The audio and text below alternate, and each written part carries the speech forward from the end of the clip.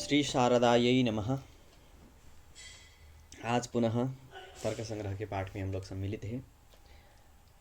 आज ननु गुणवत्वं न द्रव्य सामान्य लक्षणम आद्यक्षणावच्छिन्न घटे व छिन्ने घटे वे उत्पन्न विनष्टे घटे च अव्याप्ते है इति चेत न। यहाँ से चलना है ना। देखिए पूर्व के पाठ में क्या हुआ था कि तम अतिरिक्त द्रव्य नहीं है।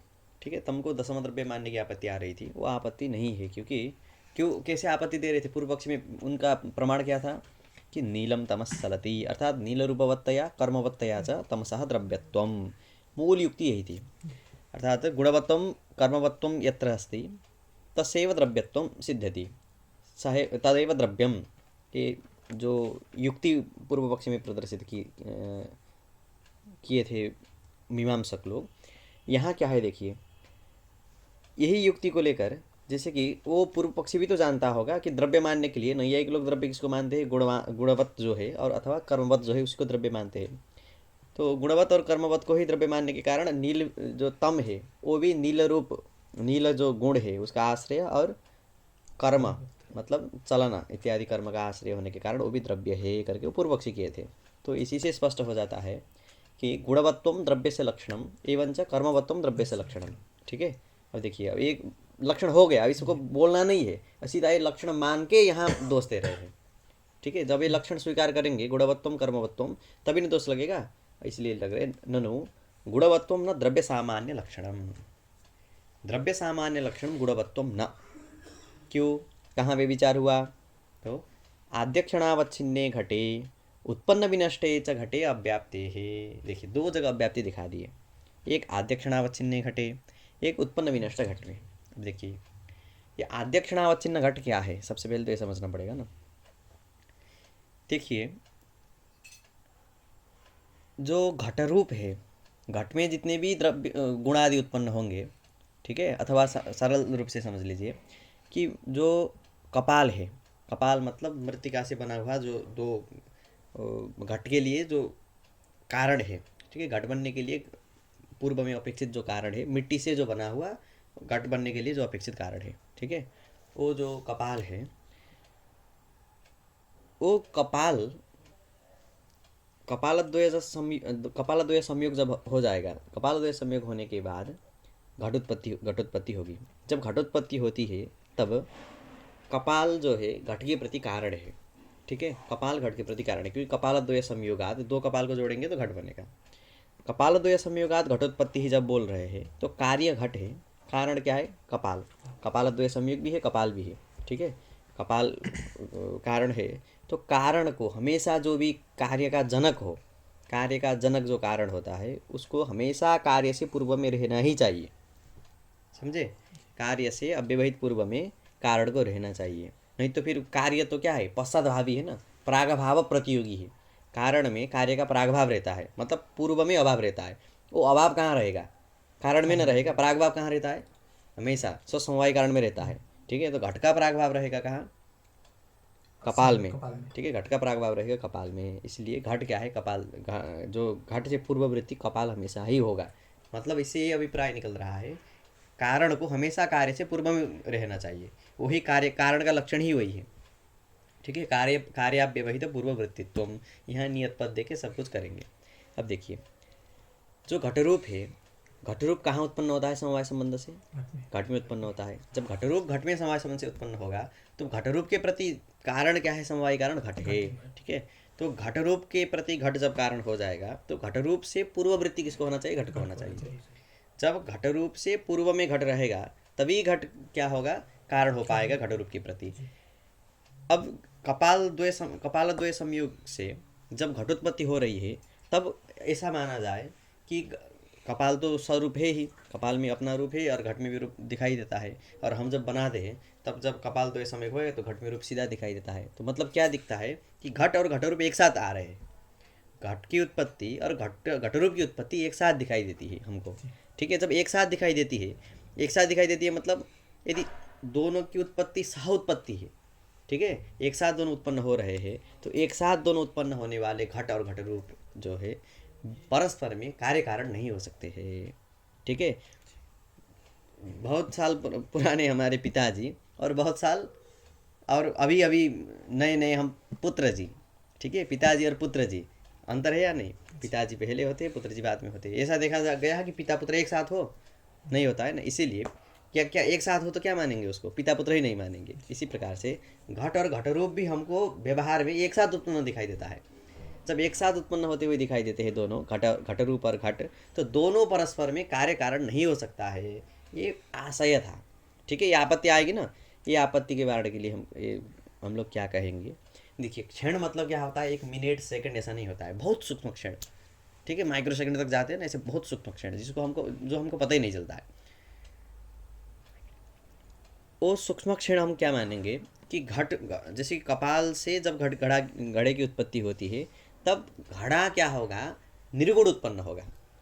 ठीक है, एक क्षण निर्गुण उत्पन्न होगा, उसके बाद ही घट में घट रूपादि उत्पन्न होंगे। जब ऐसा मानेंगे तो निर्गुण जो घट है वो बाद में क्या हुआ? रूपादि उत्पन्न हुए, तो बाद में उत्पन्न होने वाले रूप के प्रति जो निर्गुण घट है वो घट क्या हो पाएगा? कारण हो पाएगा। तो दोनों कार्य कारण हो पाएंगे ना, घट कारण हो पाएगा और घट रूप कार्य होगा। समझे? क्यों मानना है कि कार्य कारण भाव नहीं हो पाए थे? युक्ति क्या क्या है मूलभूत समझो कि घट रूप और घट एक साथ उत्पन्न होते हुए दिखाई देते हैं।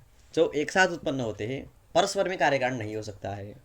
ठीक है, दोनों परस्पर में कार्य कारण होने के लिए तो पूर्व पश्चादवृत्ति होना चाहिए, ऐसा नहीं दिखाया गया। इसलिए घटः घटरूपम प्रति कारणम न स्यात्। ये आपत्ति के वारण के लिए क्या कहेंगे कि उत्पन्न जो द्रव्य है, उत्पन्न द्रव्य मतलब जितने भी उत्पन्न द्रव्य होते हैं वो सबसे प्रथम क्षण, एक क्षण, आद्य क्षण मतलब बहुत सूक्ष्म क्षण है, हमको पता ही नहीं चलता है वो। ठीक है, तो वो सूक्ष्म क्षण क्या होगा? निर्गुण उत्पन्न होगा। ठीक है, कोई क्रिया गुण कुछ भी नहीं रहेगी। जब ऐसा मानेंगे तो एक घड़ा उत्पन्न हो गया, निर्गुण हो गया, उसके बाद क्या हो गया? रूपोत्पत्ति। तो पूर्व में कौन उत्पन्न हुआ? घट। पश्चात घटरूप, तो घटरूप के प्रति पूर्ववर्ती घट हो जाएगा। इसीलिए घटरूप से समवाय कारणम अथवा कारणम घटो भविष्यति। समझे? तो इससे क्या फलित हुआ कि एक नियम निकला। देखिए क्या नियम निकला कि उत्पन्नम द्रव्यम घटादि द्रव्यम क्षणम, क्षणम मतलब आद्य क्षणम, निर्गुणम निष्क्रियंच तिष्ठति। स्पष्ट हुआ? देखिए, यदि निर्गुण निष्क्रिय हो तो क्या होना चाहिए? क्षण भर के लिए घड़ा नहीं दिखाई देना चाहिए। रूपी द्रव्य का ही ना प्रत्यक्ष होता है। चाक्षु से प्रत्यक्ष होना हो तो रूपी द्रव्य का ही होता है, आँख से तो रूप वाले द्रव्य को ही ना देखते हैं हम। अब देखिए, घड़ा तो ऐसा नहीं होता है कि कोई कुलाल ऐसा कहा है कि बीच में बना रहे थे, थोड़ी थोड़ी देर खो गया था, फिर बाद में घड़ा दिखाई दिया, ऐसा तो नहीं होता है। इसके लिए क्या कहेंगे हम कि बहुत सूक्ष्म क्षण है, हमको पता ही नहीं चलता है। जैसे कि मोबाइल अभी बंद है, इसको खोलेंगे तो कब वो लाइट पूरे स्क्रीन में गया पता चलता है हमको? ठीक है, वो बहुत सूक्ष्म क्षण है, सूक्ष्म क्षण होने के कारण पता नहीं चलता है।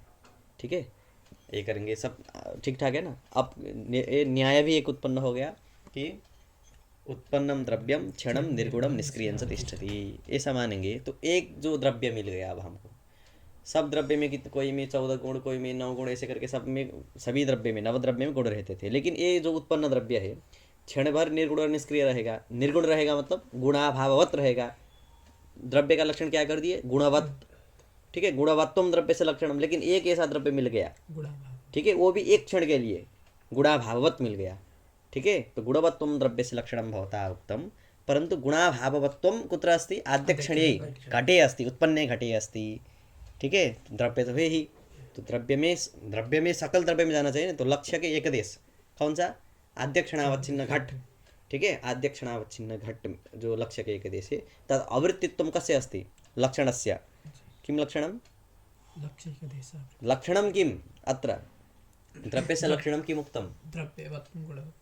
गुणवत्वम् उक्तं। गुणवत्वं कुत्र नास्ति? लक्ष्यैकदेशे आद्यक्षणावच्छिन्ने घटे गुणवत्वं नास्ति, अतः लक्ष्यैकदेशावृत्तित्वात् गुणवत्वं लक्षणम् अव्याप्तम्। स्पष्ट? इसके लिए लिख रहे। अब एक हो गया। देखिए अब आ गया दूसरा है उत्पन्न विनष्ट घटे। उत्पन्न विनष्ट घट एक माना गया है। ठीक है, ये प्राचीन लोग मानते हैं, नवीन लोग नहीं मानते हैं। लोग उत्पन्न विनष्ट घट में कोई प्रमाण नहीं है करके नहीं मानते हैं, लेकिन प्राचीन लोग मानते हैं। क्या है उत्पन्न विनष्ट घट? मतलब उत्पन्न नष्ट। समझे? उत्पन्न हो गया और नष्ट हो गया। और जो उत्पन्न होकर नष्ट हुआ है, एक उत्पत्ति दशा, फिर एक विनाश दशा। ये उत्पत्ति और विनाश दशा में स्थिति दशा ही नहीं है। ठीक है, स्थिति दशा ही नहीं है, उत्पन्न विनष्ट। तो उत्पत्ति काल में कुछ है नहीं, विनष्ट हुआ तो फिर भी रूपादि नहीं है, लेकिन घट तो है। ठीक है, उत्पन्न द्रव्य है, उत्पन्नम द्रव्यम निर्गुणम, उसमें नहीं है। नष्ट हो गया तो घट ही नहीं है, तो घट का रूप, घट रूप के प्रसंग ही नहीं हुआ। ठीक है, आश्रय आश्रय नाशः। ठीक है, इसीलिए ये जो उत्पन्न विनष्ट घट है इसमें भी अव्याप्ति हो जाएगी। द्रव्य तो है लेकिन, ठीक है। अब देखिए यहाँ दो उदाहरण दे दिए, एक आद्यक्षणावच्छिन्न घटे, एक उत्पन्न विनष्ट घटे। ये दो उदाहरण देने की जरूरत क्या है? इसके लिए यदि जानना हो तो देखिए, एक जो आद्यक्षणावच्छिन्न घट है ये आद्यक्षण में निर्गुण है, लेकिन आद्यक्षण के बाद द्वितीय आद्यक्षण में सगुण है। सभी जो जन्य द्रव्य है, जन्य द्रव्य जितने भी निर्गुण उत्पन्न होते हैं वो आद्यक्षण के लिए ना होते हैं। हम बाद में घड़ा, कोई भी घड़ा हो, अब हमारे सामने जो भी घड़ा हो ये तो उत्पन्न घटी है, इसको निर्गुण कहेंगे या सगुण कहेंगे? सगुण कहेंगे ना, आद्यक्षण में ही ना है। तो हम आद्यक्षण में होने के कारण उसको निर्गुण ही तो हमेशा नहीं कहते हैं, बाद में द्वितीय आद्यक्षण में तो सगुण हो ही जाता है। ठीक है, वहाँ काल विशेष का निर्धारण तो नहीं किए है, गुणवत्तम सर्वकालावच्छेदन ऐसा नहीं कहते, वो गुण के अधिकरण ही है घट। ठीक है, गुणाभाव घटे नास्ति, समझे? इस अभिप्राय से एक को छोड़ दिए। लेकिन ये जो उत्पन्न विनष्ट घट है इसमें तो द्वितीय क्षण है ही नहीं, तो कहाँ से रखेंगे? इसीलिए इसमें कुछ वैशिष्ट्य है। स्पष्ट? हाँ, आद्यक्षणावच्छिन्न घटे उत्पन्न विनष्ट घटे च अव्याप्ते है इति चेत अब क्या कहेंगे कि ये भी ठीक नहीं है। ठीक है, क्या ठीक नहीं है? देखो कभी कभार दो चीज़ होती है, कभी कभार कोई दोष देता है ना तो पूर्व पक्ष खंडन किया जाता है, और कभी पूर्व पक्ष दोष दिया दे और दोष एकदम प्रामाणिक हो, हाँ लग रहा है, तो अपने से संकोच किया जाता है। समझ रहे हो? हमेशा जिद्दी नहीं करते कोई भी सिद्धांती, यही ना चलता है, कभी संकोच भी करना पड़ता है, क्योंकि अपने आप भी कभी गलत हो सकते हैं ना। तो सिद्धांति ने गुणवत्तम जो बोल दिए दिखा दिए पूर्व पक्षी ने, अब पूर्व पक्षी नहीं बोल सकते कि पूर्व पक्षी ने जो बोल दिया उसमें प्रमाण नहीं करके नहीं छोड़ेंगे ना, तो क्या करेंगे, अपने से थोड़ा संकोच करेंगे। ठीक है, संकोच करेंगे मतलब कुछ अपने आप परिष्कृत हो जाएंगे सिद्धांत। सिद्धांत कैसे परिष्कार करेंगे सिद्धांति? कि हम लोग ऐसा करेंगे, गुणवत्तम नहीं कहेंगे। ठीक है, क्या कहेंगे? गुणवत्तम तो पूरा छोड़ेंगे नहीं, गुणवत्तम कहेंगे, लेकिन गुणवत्त जो द्रव्य है उसमें रहने वाली जाति जो है, ठीक है, गुणवत्त जो होगा, गुण देखो, जो गुणवत्त जो भी पदार्थ हो, ठीक है, गुणवान पदार्थ द्रव्य ही होता है, ये तो प्रामाणिक है। ठीक है, द्रव्य से अतिरिक्त गुणवत्त पदार्थ होगा नहीं, तो गुणवत्त जो होगा द्रव्य ही होगा। उसमें रहने वाली जाति क्या होगी? द्रव्य तो जाति होगी, द्रव्य में द्रव्य तो जाति रहेगी। वो द्रव्य तो जाति मत्वम कर देंगे, वो गुण के अधिकरण में रहने वाली जो जाति, तादृश जाति मत्वम यदि कह देंगे तो वो जाति, गुण के अधिकरण में रहने वाली जो द्रव्यत्व जाति है, वो द्रव्यत्व जाति कहाँ कहाँ रहेगी? सकल द्रव्य में रहेगी ना, द्रव्य से अतिरिक्त में नहीं रहेगी। द्रव्यत्व जाति द्रव्य में ही रहती है और सभी द्रव्य में रहेगी, सभी द्रव्य में रहेगी, निर्गुण सगुण सभी द्रव्य में रहेगी। तो एक चालाकी कर दिए, गुणवत्तम का अर्थ क्या है?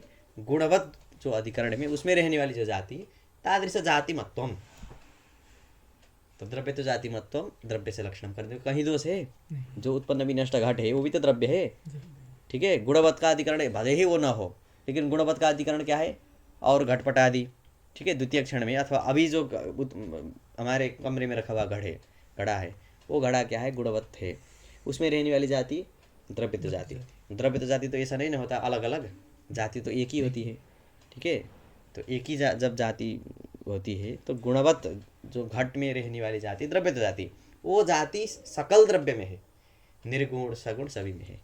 ठीक है, हमको क्या संकोच करना पड़ रहा है कि गुणवत्त करके वो आद्यक्षणावच्छिन्न घट, उत्पन्न विनष्ट घट नहीं मिल रहा है, ना मिले, उससे हमारा कोई भी हानि नहीं है। समझे? अब देखो, और यही बोल रहे, गुण समानाधिकरण सत्ता भिन्न जाति मत्वम। ठीक है, गुण समानाधिकरण सत्ता भिन्न जाति मत्व से विवक्षितत्वात्। गुण के अधिकरण में रहने वाली, ठीक है, गुण के अधिकरण में रहने वाली जाति, तो अधिकरण में रहने वाली इसको क्या कहते हैं? समानाधिकरण कहते हैं। ठीक है, एक ही अधिकरण में जो दो पदार्थ रहते हैं उनको समानाधिकरण कहेंगे। तो गुण का समानाधिकरण मतलब गुण के अधिकरण में रहने वाली जाति, ठीक, गुण समानाधिकरण। अब यहाँ कैसे अन्वय करोगे कि जो जाति में विशेषण दो है, ठीक है, जाति में दो विशेषण, क्या? गुण समानाधिकरणत्व और सत्ता भिन्नत्व। समझे? और इसको कैसे बोलोगे? गुण समानाधिकरणा सत्ता भिन्ना च या जाति ही। बोलो। गुण समानाधिकरण सत्ता भिन्न चया जाति। गुण समानाधिकरणा सत्ता भिन्ना च या जाति ही तादृश जातिमत्वम द्रव्यस्य लक्षणम, ऐसे बोलेंगे। ठीक है। गुण समानाधिकरण मतलब समानाधिकरणत्वम नाम तदधिकरण वृत्तित्वम। तत् से किसको लेंगे? गुण आया है तो गुण को लेंगे, तो गुणाधिकरण वृत्तित्वम कुत्र जातो। ठीक है। गुणाधिकरण वृत्ति जाति, गुण का अधिकरण द्रव्य, तत् उसमें रहने वाली जाति द्रव्यत्व जाति। अब देखिए, और सत्ता भिन्न जाति। अब देखिए, गुण के अधिकरण में रहने वाली जाति द्रव्यत्व जाति तो है ही, लेकिन द्रव्यादि त्रिक वृत्तिस्तु सत्ता परतयोच्यते। द्रव्यादि त्रिक मतलब द्रव्य गुण कर्म, तीन में रहने वाली जाति को क्या कहते हैं? सत्ता जाति। तो द्रव्य में गुण के अधिकरण जो द्रव्य है उसमें रहने वाली जाति सत्ता जाति भी हो गई। ठीक है। दो मिल गए, द्रव्यत्व जाति और सत्ता जाति। द्रव्यत्व जाति और सत्ता जाति दो मिल गए। जब दो मिल गए तो गुण के अधिकरण में रहने वाली जाति करके तो सत्ता जाति ले सकते हैं। सत्ता जाति लेंगे तो क्या होगा?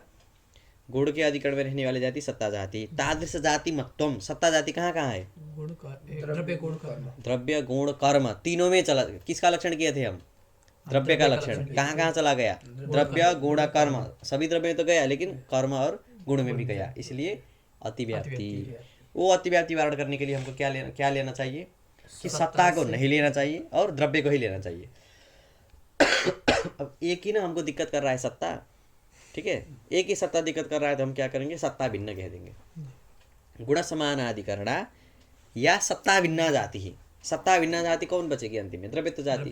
तादृश जातिमत्वम द्रव्यस्य लक्षणम। ठीक। अब इसमें और भी परिष्कार हो सकते हैं।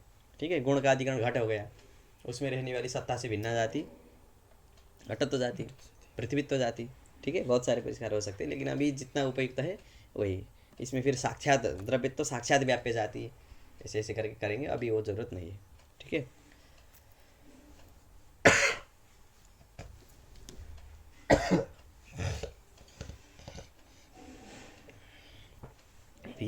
ठीक नहीं है। अब देखिए कहाँ गया? गुण समानाधिकरण सत्ता भिन्न जातिमत्व से विवक्षितत्वात्। ठीक है। हम गुणवत्वम से ये विवक्षा कर रहे हैं, ऐसा नहीं कि गुणवत्तम को छोड़ के दूसरा से चले गए। ठीक है। देखिए अब आ गया ननु एवं अपि एकम रूपम रसात् पृथक इति व्यवहाराद रूपादो अतिव्याप्ति ही चेत। अब देखिए, अब अतिव्याप्ति दे रहे हैं। अतिव्याप्ति कहाँ दे देंगे? प्रकृत लक्षण में। गुण समानाधिकरण सत्ता भिन्न जातिमत्वम, इसमें अतिव्याप्ति दे रहे हैं। व्यवहार सबसे पहले क्या है कि जो हम प्रतीति होती है ना, प्रतीति के बल पर सब प्रमाण नियम बनते हैं। प्रतीति क्या हो रही है? एक गुणवत्वम द्रव्य से लक्षणम आप कह दिए, लेकिन हमको गुणवत्वम गुणस्यापि लक्षणम भवितुमर्हति, ये कोई बोल रहा है। कैसे? कि गुणवत्वम द्रव्य से लक्षणम जब बोलेंगे तो गुणवत्त कौन होना है? द्रव्य ही होना चाहिए। लेकिन देखो दिखाई क्या देता है? गुणवत्त जो होता है गुण भी दिखाई देगा। ठीक है। गुणवत्वम, देखिए गुणवत्वम गुणेपि दृष्टम। ठीक है। ऐसे प्रतीति कहाँ हो रही है? तो इसके लिए देखो कि एकम रूपम रसात् पृथक, ग्रंथकार लिख रहे हैं कि एकम रूपम रसात् पृथक, ये जो प्रतीति है ये प्रतीति के बल पर गुणवत्वम गुणेपि सिद्ध्यति। एकम रूपम जब बोलते हैं एक रूप, तो एकत्वम कुत्र अन्वयति? रूपे। तो एकत्वाश्रयः रूपम, तो एकत्व क्या है? एक गुण है या एकत्व गुण है? एकत्व क्या है? संख्या है ना, संख्या तो गुण ही है ना। तो एकत्व गुण बोलोगे, एक गुण बोलोगे। एक दो ये संख्या है या एकत्व द्वित्व ये संख्या है? एकत्व द्वित्व संख्या। ठीक है। एक क्या है? संख्या है, संख्या विशिष्ट संख्या है। तो एकम रूपम बोल दिए तो एकत्वाश्रयः रूपम रसात् पृथक। ठीक है। एक रूप जो है वो रस से पृथक होता है, मतलब रूपम रसात् पृथक। रूपम रसात् पृथक जब बोलते हैं हम, तो रस से पृथक कौन है? रूप है। तो रूप से पृथक भी रस होगा। तो पृथक तो भी एक गुण है ना। वो पृथक तो गुण कहाँ रह रहा है? रस में भी रह रहा है, रूप में भी रह रहा है। तो गुणवत्वम कुत्र? गुण मतलब पृथक तो रूप गुणवत्वम रसेपि अस्ति रूपेपि अस्ति। अतः एकम रूपम रसात् पृथक इति व्यवहारात्, ये व्यवहार होती है, प्रतीति सबको होती है। रूपादो अतिव्याप्ते है। अब अतिव्याप्ति देने के लिए लक्षण ले जाना चाहिए। प्रतीति बता दी, अब लक्षण देखेंगे। लक्षण क्या है? गुण समानाधिकरण सत्ता भिन्न जाति मत्वम। गुण हो गया एकत्व अथवा पृथकत्व, जो लेना हो। गुणाधिकरण क्या हो गया? रूप हो गया, एकम रूपम जब बोलेंगे तो गुणाधिकरण वृत्ति जाति एक लेना है। तो गुण के अधिकरण में जो रूप है उसमें में वृत्ति जाति क्या है? गुणत्व जाति। ठीक है, रूप में गुणत्व जाति रहेगी, गुण ही है वो। तो गुण समानाधिकरणा जाति गुणत्व जाति ही सा सत्ता भिन्ना भी अस्ति। गुणत्व जाति सत्ता से अलग है ही, तो सत्ता भिन्ना च जाति गुणत्व जाति तादृश जातिमत्वम गुणे अतः अतिव्याप्ति है। ठीक है, अतिव्याप्ति हो गई। अतिव्याप्ति ही चेत न, इसको भी ये अतिव्याप्ति नहीं लगेगी। कैसे कि एकार्थ समवायादेव तादृश व्यवहारोपपत्तौ गुणे गुणानंगीकारात्। देखिए ये जो एकम रूपम जो आप बोल रहे हो ये ठीक है, ठीक है, ये प्रतीति में कोई वो नहीं है। लेकिन हम जब परिष्कार जहाँ करते हैं ना कि गुणवत्वम कुछ भी हो, जैसे कि अत्र घटः अस्ति वा न वा? नास्ति बोलोगे। कालिकेन अस्ति। घटे घटः अस्ति वा न वा? घट में घट रह सकता है? नहीं रह सकता है। तादात्म्येन रह सकता है। ठीक है, बहुत हो सकता है ना। तो केन सम्बन्धेन, ठीक है, कोऽपि पदार्थः कुत्रापि तिष्ठति चेत केनचित् सम्बन्धेन तिष्ठति। ठीक है, एक ही संबंध से वो पदार्थ यहाँ रह भी सकता है, नहीं भी रह सकता है। अभी घर में नहीं हो तुम, लेकिन कालिक संबंध से तो हो ना, अवश्य हो। ठीक है, तो बहुत कालिक संबंध, समवाय संबंध, तादात्म्य संबंध, संयोग संबंध। ठीक है, कोई यहाँ संयोग संबंध से है, तुम्हारा यहाँ संयोग है। ठीक है, लेकिन समवाय संबंध से तुम्हारा अभाव है या नहीं? समवाय संबंध से तुम्हारा अभाव है। ठीक है, इसीलिए कहीं भी कोई भी पदार्थ रहता है तो किसी न किसी संबंध से रहता है, ये सामान्य नियम है। अब गुण को हम जब रख रहे हैं, गुण समानाधिकरण जो लक्षण है, इसमें हम जब गुण को रख रहे हैं वो किस संबंध से है, तो हम बता दे रहे हैं कि समवाय संबंध से ही गुण का अधिकरण लेना है। ठीक है, अब क्या होगा? समवाय संबंधेन गुणाधिकरण वृत्ति सत्ता भिन्न जाति मत्वम। ठीक है, लक्षण क्या बनेगा अब? समवाय संबंधेन गुणाधिकरण वृत्ति सत्ता भिन्न जाति मत्वम। ठीक है, समवाय संबंधेन जो गुण का अधिकरण तद वृत्ति सत्ता भिन्न या जाति तद तादृश जाति मत्वम, ये बनेगा। ये बनने से क्या हुआ? इससे यहाँ रूपम जो अतिव्याप्ति हो रही है एकम रूपम, इसमें क्या हुआ? इसमें कोई लाभ होना चाहिए ना, तो इसके लिए लाभ बता दे रहे हैं कि एकम रूपम जब हम बोलते हैं तो रूप हमेशा कहाँ रहेगा? रूप कहाँ रहेगा हमेशा? रूप हाँ, द्रव्य में रहेगा। तो एकम रूप जब हम बोलते हैं तो रूप द्रव्य के बिना रूप नहीं रह सकता है। गुण क्रिया जितने भी है ये द्रव्य के बिना तो नहीं रह सकते हैं। तो एकम रूपम हम बोल दिए तो रूप का आश्रय द्रव्य तो है ही। तो वो जो एकत्व है वो एकत्व का आश्रय द्रव्य ही है, समझे? एकत्व का आश्रय द्रव्य ही है, रूप नहीं है, क्योंकि रूप तो अतिरिक्त द्रव्य को छोड़कर नहीं रह सकता है। तो एकत्व का आश्रय भी क्या मानेंगे? रूप ही मानेंगे। अब हम बोलेंगे एकम रूपम जब बोल रहे तो एकत्व का आश्रय तो रूप में ही न कर रहे, तो बोलेंगे एकत्वम रूपे समवाय संबंधेन नास्ति। संबंधांतरेण भवतु परंतु समवायेन तो नास्ति। केन संबंधेन अस्ति? तो एकार्थ समवाय संबंधेन। ठीक है, एकार्थ समवायादेव। समवाय घटित सामानाधिकरण्य भी कहते हैं इसको, समझे?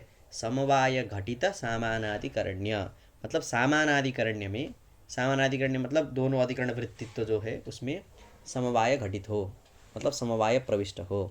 जैसे समवाय संबंध, जैसे कि सामानाधिकरण देखना हो, घट और पट एक ही जगह है तो घट संयोग संबंध से भूतल में है, पट भी संयोग संबंध से भूतल में है, तो संयोग घटित सामानाधिकरण हो गया।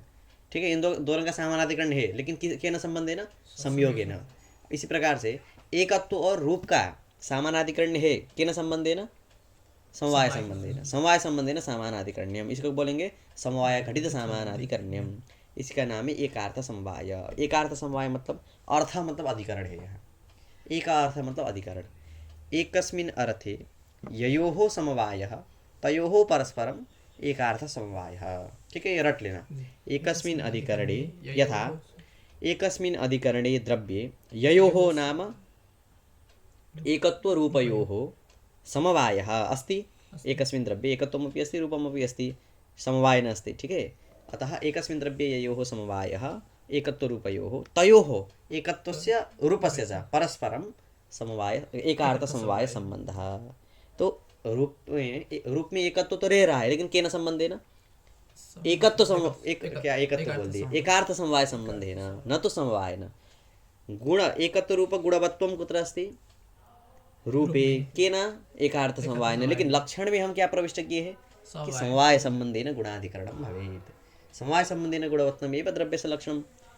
इसलिए समवाय अतिरिक्त ये सब मिले एकार्थ समवाय हो, रूप एकत्व का आश्रय कालिक संबंध से अन्य कोई भी हो सकता है, ठीक है, उसमें भी अतिव्याप्ति हो सकती है ना। एकत्व का आश्रय हो गया कर्म, क्रिया में जो जन्य क्रिया है उसमें एकत्व रह सकता है, ठीक है। तो एकत्व गुण हो गया, गुणवत्वम कुत्र गतम कर्मणि गतम, अतिव्याप्तम ये नहीं बोल सकते, क्यों, हमको काली के एकार्थ समवाय से नहीं लेना है, केवल समवाय से लेना है। इसलिए एकार्थ समवाय देव तादृश व्यवहारोपपत्तो गुणे गुणानंगीकारात्, समझे।